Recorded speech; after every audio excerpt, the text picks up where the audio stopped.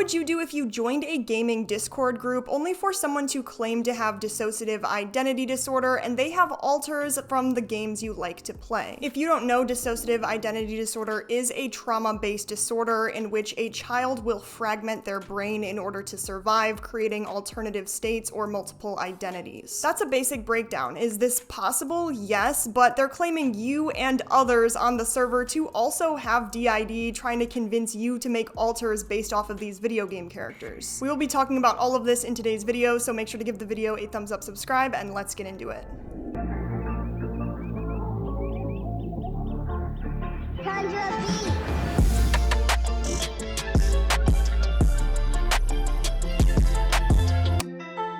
I met Joe on this gaming group and he seemed nice, but his introduction was, I have DID. His status was something about DID, and he gave an hourly reminder to us that he had DID. We played Animal Crossing for a while, and every so often he'd remind us that he had DID. I tended to shut off my brain, so it didn't bother me, but I knew people who never joined when he was on because they were getting tired of it, and it didn't stay a reminder. Eventually, Joe started to demand things of people, believing he was owed for having DID.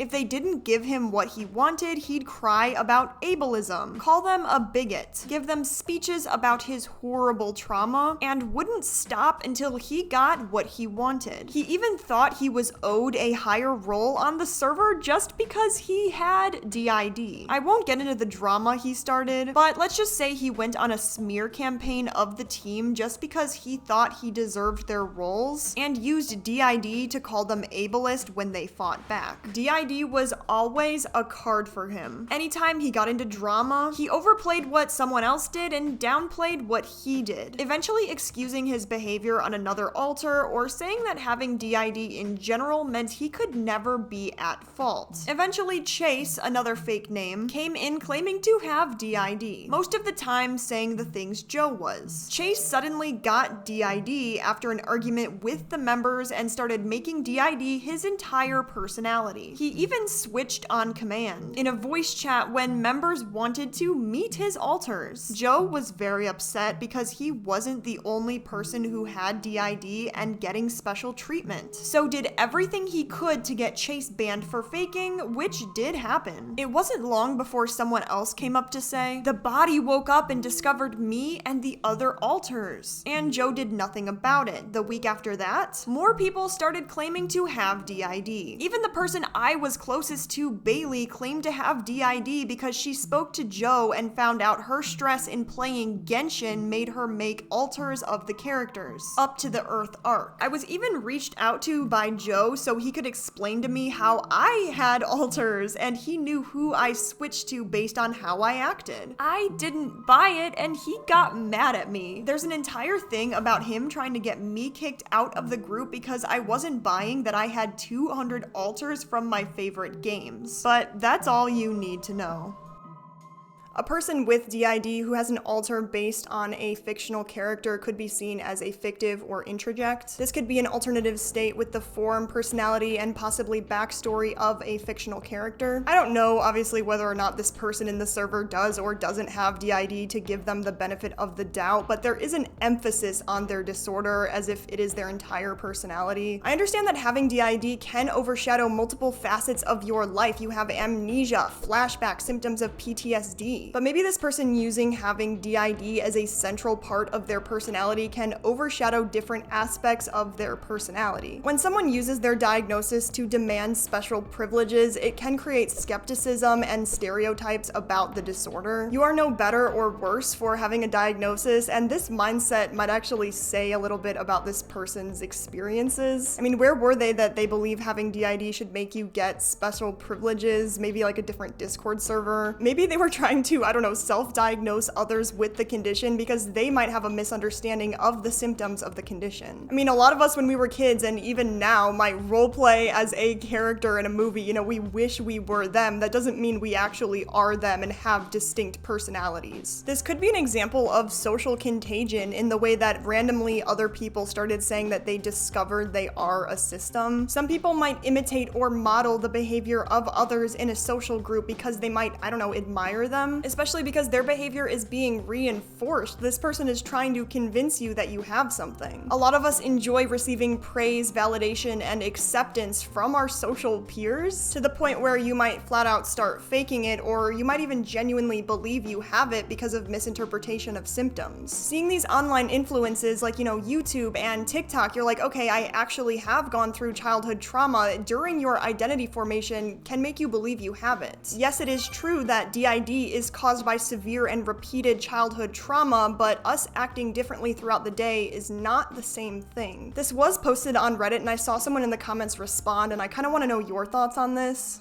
I kind of speculate that this is an unfortunate consequence of these people spending most of their socially formative years mainly interacting with others via social media, and a general culture of reading any mental difficulties as indications of a disability. I know that's worded badly. What I mean is maybe a below average performing kid in school is just not bright, instead of necessarily having a learning disability. Also not reading books, leading to them genuinely interpreting their own imagination and the normal turbulences of their brain and personality developing as mental illness. I feel like a lot of these people are younger/early to mid-20s, an age where it's totally normal to have an underdeveloped sense of self, and they latch onto these characters and try to form a sense of their own identity. I think you can see that reflected in how often alters are boiled down into a bullet list of traits and likes/dislikes. They're still at the mental age of kind of seeing people like this, more as video game characters than being like themselves. If you don't interact with people in real life, you can easily fall into this. I also want to bring up there's some sense of community or subculture that people want to be a part of. Young people have always formed subcultures, and I honestly think this is a bizarre modern form of that. In the 2000s, people became metalheads and goths, and still do, but those are signaled by fashion and in real life activities like buying band merch or going to concerts. For isolated people who primarily interact online, how do you signal your subculture's identity? Plural kid avatars, awkward noun pronouns, and role-playing. Also, isn't it crazy that DID has like an estimated 1% occurrence, but I know like 6 people via Discord who claim to have it?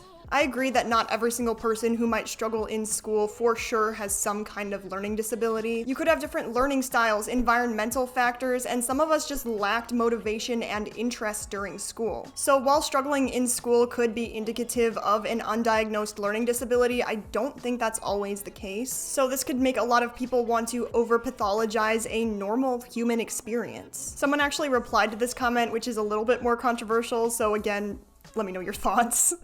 It definitely seems like fakers form social groups with each other. Then it seems like a competition to see who has it the worst. Their goal seems to be the one with the most issues, on the most medication, seeing the most doctors, etc. Being the most helpless is the goal, it seems like. I feel like it's also an excuse for not doing well in life. If you get fired from entry-level jobs, it's your own fault unless you claim to have a dozen disorders. Now it's the fault of the disorders. Like, it gives you immunity from any criticism. Don't clean? Well, it's your POTS and EDS keeping you from bending over. Then when it's their entire identity, they spend hours upon hours researching it, so they feel like they know better than everyone else. The doctors are wrong and blah blah. Nobody can say that's not how DID works, because they will say they know better because of all of the research they've done, when really they're all just spreading the same misinformation. It's never just anxiety and depression, it's POTS, EDS, ADHD, OCD, CPTSD, DID, autism, and so on. If you just have a couple of things, you're average. A dozen disorders and you're special. The rest of the world just rolls their eyes at them, but in their groups, they all think they're super special. And it ends up in a feedback cycle of issues.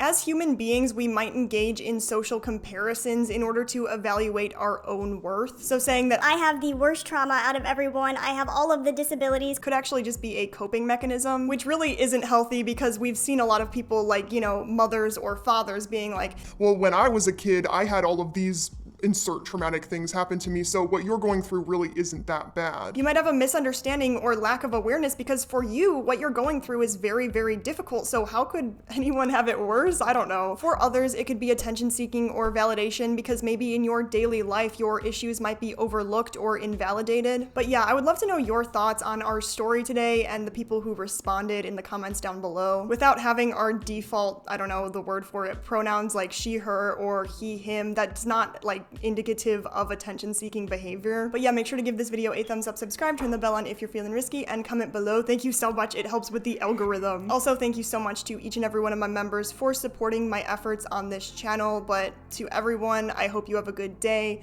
night, whatever the case may be, and peace out.